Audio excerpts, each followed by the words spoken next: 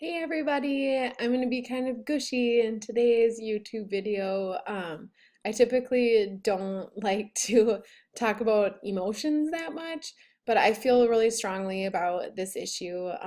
And what I want to talk to you today about are 5 secrets to being joyful after divorce. And I feel really strongly about this because I went through it and I really, really struggled with being joyful after divorce. But time has healed, God is good, things are really different for me now. And so I just want to encourage you that if you're feeling like despair or scarred for life or bitter or that you don't really have a hope for a great future, and maybe different areas, maybe in a future relationship or your career or your looks or your health. I just want to encourage you that there are better times ahead, and keep your chin up, keep moving forward, keep a good attitude, and just keep building brick by brick because things, I promise, will get better if you want them to. So here's my story. When I got divorced, I thought I was so incredibly depressed. I thought I was never going to experience joy again. And I'm sure I would have benefited from actually seeing a counselor at this point, but I didn't. I got through it okay, but it was tough. Maybe you have thicker skin than I do, but I really flopped right on my face. And I had negative thoughts just cycling through my head, and I thought my future was going to be terrible. Um, but um, let's see, how did I feel with it? Like I felt abandoned by God, and I felt abandoned by my husband. I felt guilty as a parent. I felt lonely and lost. I lost my direction in my life. Now, that is not the truth. Like, yes, yes, my husband, well, he didn't betray me, but like sometimes things just don't work out, and I made a bad decision, maybe jumping into a marriage that wasn't right for me, but God never abandoned me. And the parenting thing, you know, you could also argue that staying in a bad marriage would have been really bad for my kids as well. So these are my point is like there's just so many negative emotions and thoughts that are maybe running through your head right now. And you need to take a step back and like look at those thoughts objectively and see, if they're accurate or not, because most likely, um, you're a little like just too tied up in your emotions and your thoughts, these negative thoughts and feelings really probably don't make a lot of sense. Um, so let's look at the feelings. So I felt like my world had ended, but I knew that it had not. So I felt like because I had to start my life over with a new house, a new job, a new identity, like as a single mom, and just having that stigma of being divorced and having to find new friends and blah blah blah. Like I felt like my world would never be the same again, but I knew that like when I would take a step back and kind of look down from a bird's eye view, I knew that that wasn't the truth. I knew that it was a setback, but and it would take some work to get back on my feet again. But the truth was that, you know, you're smart, you are beautiful, you are you have talent, you have a good future. Those that is the truth, and um it's you need to focus on what that truth is, not get caught up in how terrible you're feeling right now. Um Another feeling that I had was I felt like God was nowhere to be found. Like I was calling out to him, reading scripture out loud, that I believed to be true, but I wasn't seeing the truth of it at the moment. So I felt really like lonely and abandoned. But taking a step back and looking from a bird's eye view, I knew that that wasn't true. Like when you read Bible stories and um, when you see how God has worked in other people's lives, it's always like a timing issue. So they didn't see it happening at the moment, but God's timing is perfect, and he always shows up. He always provides.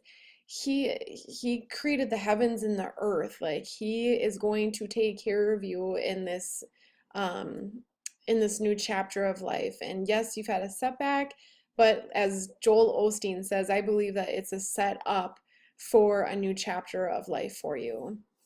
And another way I was feeling is that I'm never going to be happy again. Um, that's so ridiculous. Like, yes, I could have stayed in that thought, but the truth is that I can be happy if I want to. Like, that's a decision that I can make. Um, so I'm just trying to illustrate to you the difference between how you feel and what like the truth is. What's like give your situation some objectivity, because how you're feeling really probably isn't the way that things actually are going to go.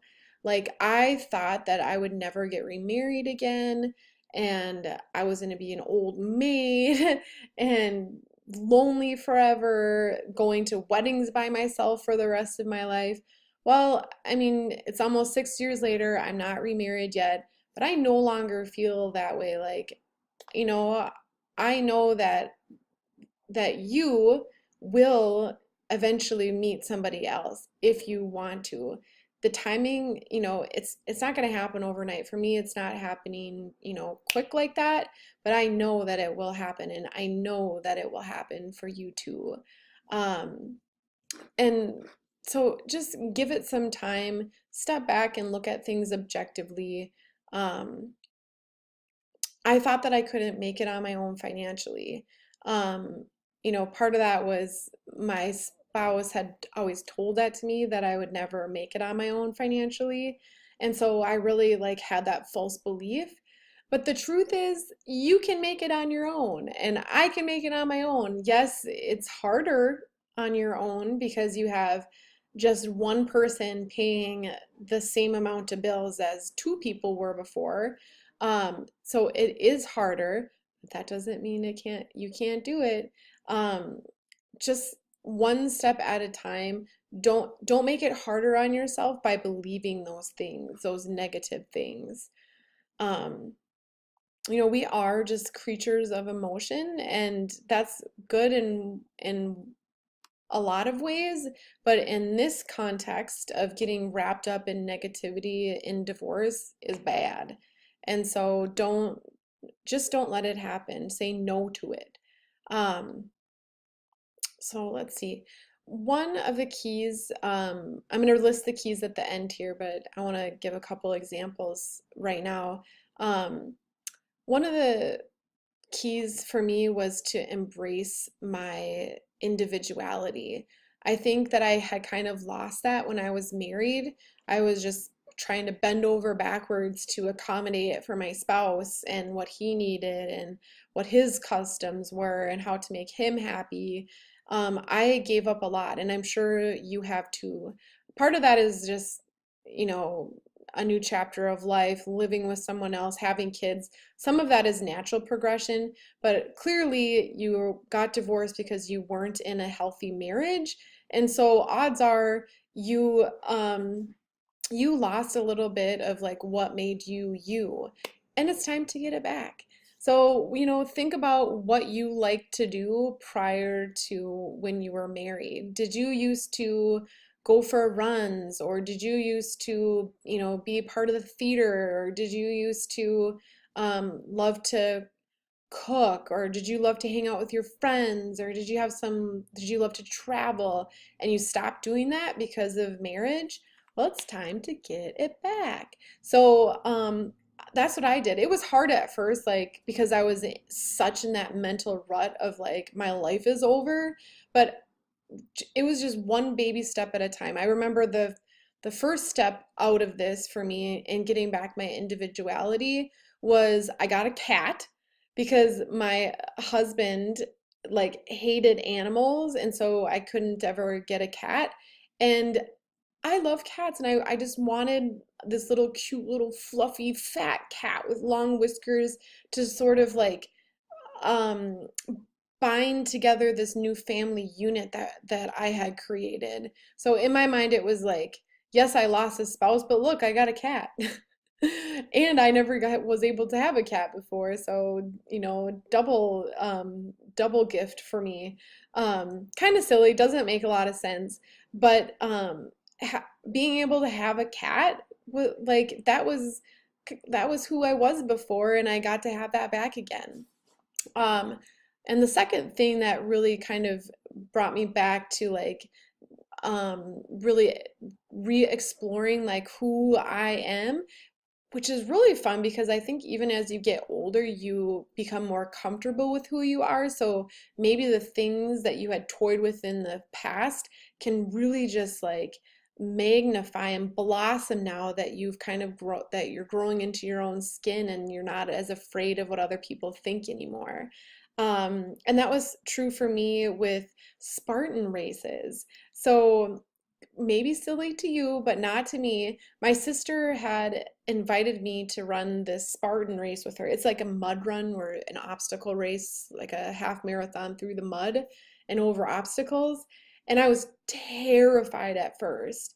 Um, so nervous, like I don't like competition. I'm like the golf cart's gonna have to bring me home. I'm gonna be embarrassed. Like I'll be the last person to finish. She'll be waiting on me. Have all these negative thoughts. But really, like when I finally got out there and started to run and crawl through the mud, it was amazing. It was like I was meant to do this and had the time of my life and just like really built up my self-esteem by like going over those obstacles like, oh my gosh, I can do this. Wow, I'm good at this. So find that one thing. It may be something that you did in the past, or it may be something new that you tried. Like for me, this was new, the runs. Um, but find something that just makes your personality blossom, that makes you glow inside and makes you want to tell people and makes you smile when talking about it. You have those things. I don't know what they are, but start to explore that. Um, and then another thing, and don't be embarrassed about it. Like, don't be embarrassed that I'm not embarrassed that I like cats, even though, like, I feel like every other person hates cats. Like, I'm a cat lover, and love me or leave me, I don't care. I can handle it. Um, okay, so I didn't do this very much in order, but I'm going to go through my five things again. So the first one was to learn to identify your emotions for what they are. Um, so those negative thoughts are emotions versus what the truth is that you're beautiful, you're talented, you have a bright future. You may not feel like those things now, but the truth is that. And so just first just recognize that and then work towards the second thing is stop speaking those negative things over your life, because by telling yourself like I'm gonna be an old maid, I'm ugly and don't deserve anybody, or like I'm broke and I'm never gonna be able to like get back to where I was financially, like stop saying those things. Like just at first, if you just need to be quiet, be quiet. But then start, if you can, start replacing those things with what the truth is, which is you are precious, you are valuable, you have a bright future, you are beautiful. So just stop saying the negative things. Eventually, you can work into the positive things because it's really amazing what that can do for your psyche if you can make that switch. And the third thing is to embrace your individuality. And that's what I was talking about. Like for me, it was getting a cat and trying out the mud runs and just loving that. find something that makes you you that you weren't able to do in the past. Um, and you will see your personality start to blossom. Um, okay, so now going on to the fourth thing, stop doing things that drain you. Um, for me, that was mostly people around that I was hanging out with that were negative or gossipy or just not supportive or didn't like give me good vibes. Like, I think you can take divorce as like a get out of jail free card and like you can divorce your friends too. Or like, well, yeah, did you always hang out with that coworker in the past? Well, that doesn't mean you have to continue to hang out with that coworker or always sit by them at lunch. If you're not, if things or people are draining you, stop doing it. Like if you are, let's say, I don't know, if reading a certain genre of books is not making you happy, stop reading that genre of books. Or if you're watching a Netflix series that's not like leaving you feeling good afterwards, stop watching that series or that genre on TV. Stop doing things that drain you. Right now, you need to focus on like building yourself back up because you're a little bit fragile up here right now, which everyone is, um, which just means you just have to take better care of yourself.